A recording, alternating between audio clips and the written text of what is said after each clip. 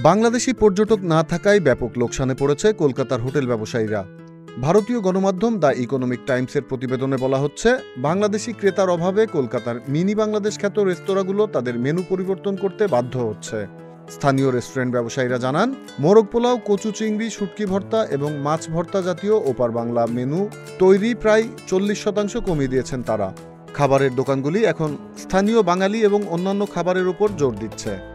Signature Bangladeshi খাবার কম তৈরি করছে। বিশেষ করে 24শে জুলাইয়ের পর থেকে পরিবর্তিত পরিস্থিতিতে বাংলাদেশি পর্যটকের সংখ্যা তীব্রভাবে কমেছে।